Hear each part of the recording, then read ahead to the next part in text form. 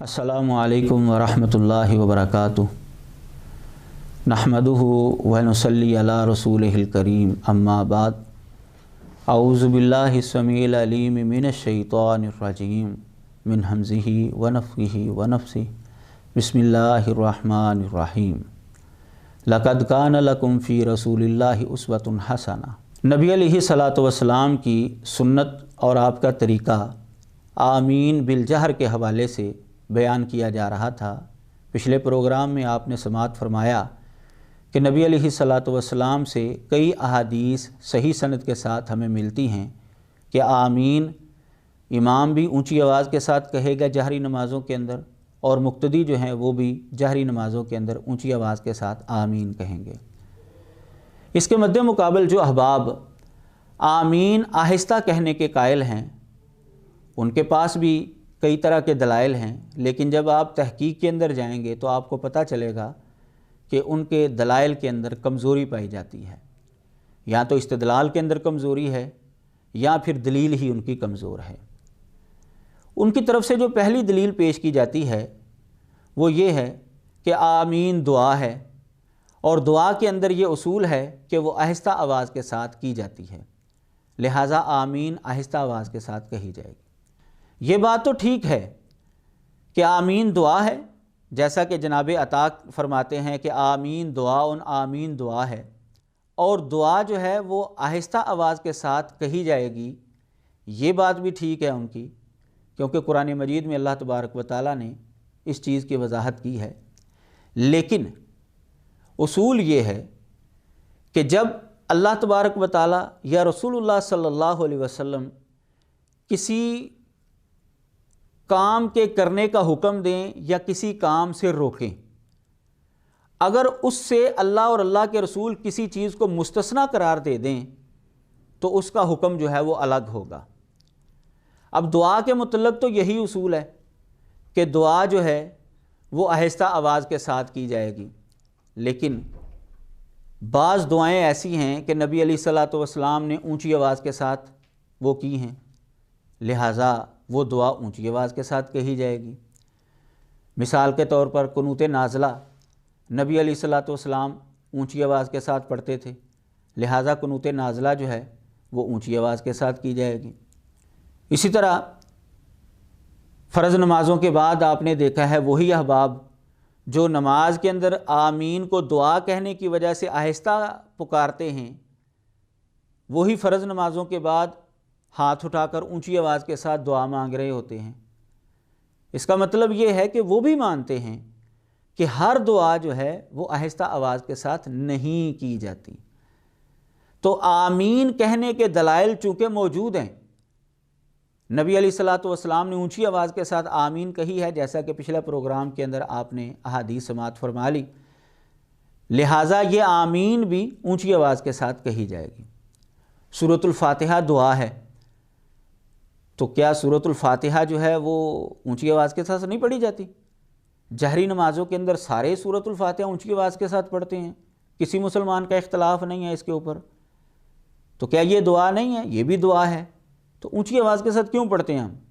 इसलिए कि रसूलुल्लाह सल्लल्लाहु अलैहि वसल्लम से साबित है, लिहाजा ये भी आम हुक्म से मुस्तस्ना हो गई। तो जैसे ये दुआएं आम हुक्म से मुस्तस्ना हैं,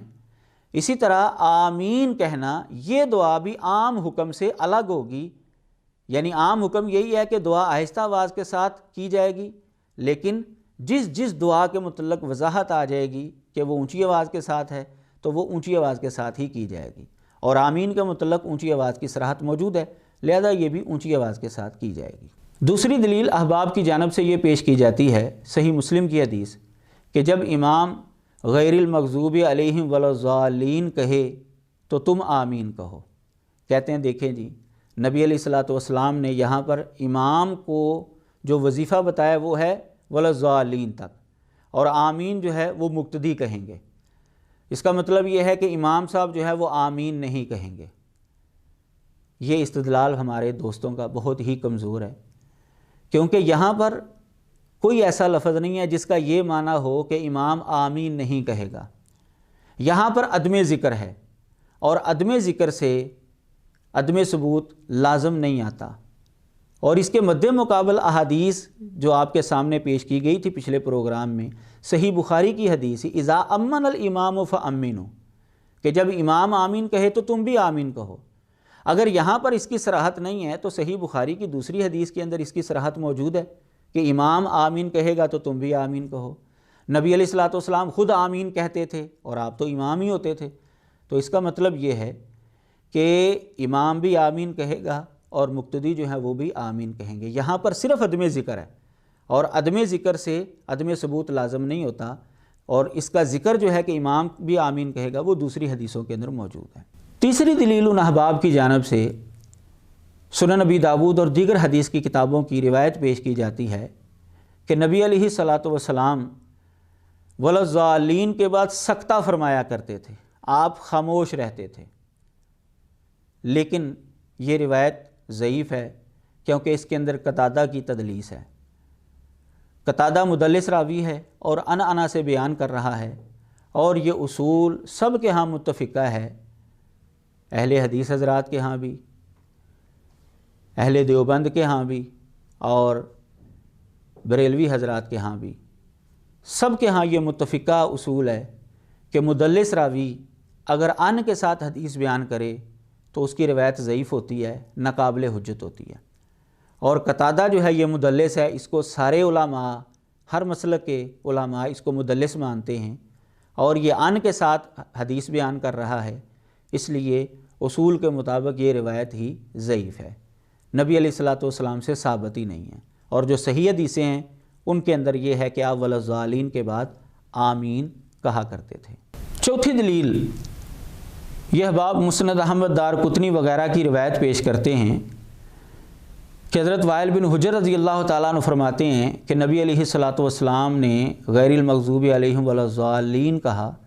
پھر اس کے بعد آمین کہا، وَخَفَضَ بِهَا صَوْتَهُ، اور آپ نے اپنی آواز کو پست رکھا۔ اور ایک روایت کے اندر ہے وَأَخْفَى بِهَا صَوْتَهُ، نبی علیہ الصلوۃ والسلام نے مخفی تو اپنی آواز کو مخفی رکھا۔ یہ روایت پیش کر کے کہتے ہیں دیکھیں جی آمین تو کہی تھی نبی علیہ السلام نے، لیکن آواز جو ہے آپ نے پست رکھی تھی۔ یہ روایت مسند احمد کے اندر بھی، سنن دارقطنی اور دیگر کئی روایت کتابوں کے اندر یہ آتی ہے، لیکن اس روایت کے اندر شعبہ ہے، شعبہ گو کہ ثقہ راوی ہے، لیکن اس کو غلطی لگی ہے یہاں پر خفض بہا صوتا و اخفا بہا صوتا کے لفظ نہیں ہیں، بلکہ مد بہا صوتا کے لفظ ہیں۔ اس کی تفصیل آپ کو سنن ترمذی کے اندر ملے گی۔ یہ میں نے اپنے سامنے سنن ترمذی جو ہے وہ کھول لی ہے، وہی حدیث جو پچھلے پروگرام میں بیان ہوئی 248 نمبر، اس کے تحت حضرت وائل بن حجر رضی اللہ تعالیٰ عنہ والی حدیث جو ہمارے احباب پیش کر رہے ہیں، جو صحیح روایت ہے اس کو بیان کیا کہ نبی علیہ السلام نے آمین کہا، ومد بہا صوتہ، اور آواز کو کھینچ کر آپ نے آمین کہا۔ اس کے اوپر تبصرہ کرتے ہوئے امام ترمذی رحمۃ اللہ علیہ فرماتے ہیں کہ آمین کہنا جو ہے نا، یہ کئی اہل علم سے ثابت ہے، نبی علیہ السلام کے صحابہ میں سے، تابعین میں سے، اور جو ان کے بعد ہیں، وہ سارے یہ سمجھتے تھے کہ اونچی آواز کے ساتھ آمین کہی جائے گی، مخفی آواز نہیں رکھیں گے۔ امام شافعی رحمۃ اللہ علیہ، امام احمد بن حنبل اور امام اسحاق، ان کا بھی یہی موقف ہے۔ فرماتے ہیں کہ شعبہ اس حدیث کو سلمہ بن کہیل سے بیان کرتے ہیں، ان حجر ابی الانبا سے، ان علقمہ ابن وائل عن ابیہ، یہ سند بیان کر کے وہی جو ہمارے دوست روایت پیش کر رہے ہیں وہ سند بیان کر کے کہتے ہیں کہ شعبہ جب اس روایت کو بیان کرتے ہیں تو اس کے آخر میں لفظ ہے وَخَفَضَ بِهَا صَوْتَهُ، کہ آواز کو پست رکھا۔ فرماتے ہیں میں نے امام محمد یعنی امام بخاری رحمۃ اللہ علیہ سے یہ سنا، فرماتے ہیں کہ سفیان کی حدیث شعبہ کے مقابلے میں زیادہ صحیح ہے۔ یہ جو آواز اونچی کے ساتھ آپ نے آمین کہی، یہ سفیان کی روایت ہے، اور آواز پست کی یہ جناب شعبہ کی روایت ہے، اور جناب شعبہ کے مقابلے میں جناب سفیان جو ہیں وہ زیادہ ثقہ ہیں، لہٰذا ان کی روایت قابل اعتبار ہے، قابل حجت ہے، اور اس کی تائید بھی دوسری حدیثیں کر رہی ہیں کہ نبی علیہ السلام اونچی آواز کے ساتھ آمین کہتے تھے۔ امام بخاری رحمۃ اللہ علیہ فرماتے ہیں کہ سفیان کی حدیث زیادہ صحیح ہے۔ امام شعبہ نے اس روایت کے اندر کئی جگہوں پر خطا کی ہے، غلطی کی ہے، اس میں سے ایک غلطی یہ ہے کہ انہوں نے خافض بہا صوتا کے الفاظ بیان کیے ہیں۔ اسی طرح امام ترمذی فرماتے ہیں میں نے امام ابو زرع رحمۃ اللہ علیہ سے پوچھا اس حدیث کے حوالے سے، تو انہوں نے فرمایا کہ سفیان کی حدیث جو ہے وہ شعبہ کی حدیث سے زیادہ صحیح ہے، اور دیگر کئی محدثین نے یہ فیصلہ کیا ہے کہ سفیان والی حدیث یعنی اونچی آواز کے ساتھ آمین کہنے والا جو جملہ ہے وہ روایت صحیح ہے، پست آواز والی جو روایت ہے وہ روایت صحیح نہیں ہے، امام شعبہ کو غلطی لگی ہے۔ یہی وجہ ہے کہ بہت بڑے عالم دین ان احباب کے ہی جو آمین آہستہ کہتے ہیں، علامہ نیموی حنفی رحمہ اللہ، وہ آثار و سنن کے اندر کہتے ہیں اس روایت کی سند تو صحیح ہے لیکن اس کے متن کے اندر اضطراب ہے، یعنی وہ امام شعبہ والی جو روایت ہے کہتے ہیں اس کے متن کے اندر اضطراب ہے۔ وہی بات جو دیگر محدثین کر رہے ہیں کہ امام شعبہ کو یہ روایت بیان کرنے کے اندر غلطی لگی ہے۔ پانچویں دلیل ان احباب کی جانب سے حضرت عمر رضی اللہ تعالیٰ عنہ کا قول پیش کیا جاتا ہے کہ انہوں نے فرمایا کہ 4 چیزیں جو ہیں وہ آہستہ آواز کے ساتھ کہی جائیں گی۔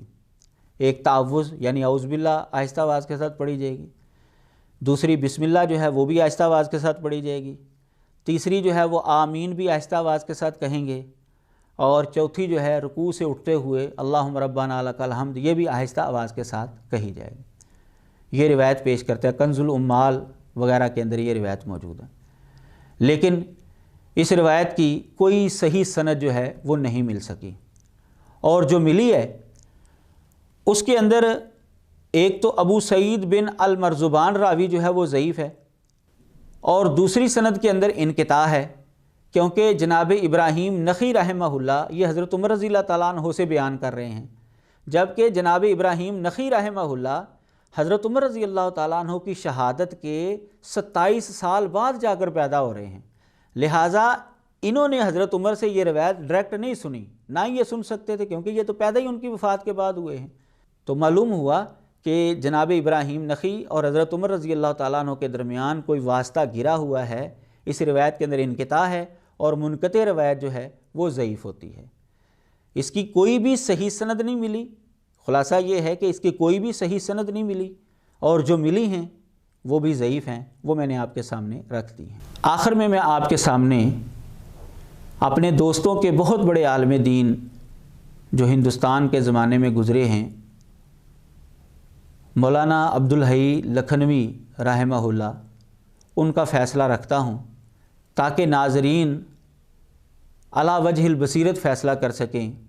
کہ کون سا عمل نبی علیہ الصلوۃ والسلام سے ثابت ہے اور کون سا عمل نبی علیہ الصلوۃ والسلام سے ثابت نہیں۔ میں آپ کے سامنے ان کا حاشیہ رکھتا ہوں جو موطا امام محمد کے اوپر انہوں نے لکھا۔ یہ موطا امام محمد ہے، میں نے یہ کھول لی ہے کتاب، اور اس کا حاشیہ صفحہ نمبر ہے 105۔ یہ موطا امام محمد جو ہے یہ قدیمی کتب خانہ آرام باغ کراچی والوں نے شائع کیا ہے، اس کا صفحہ نمبر جو 105 ہے، یہاں پر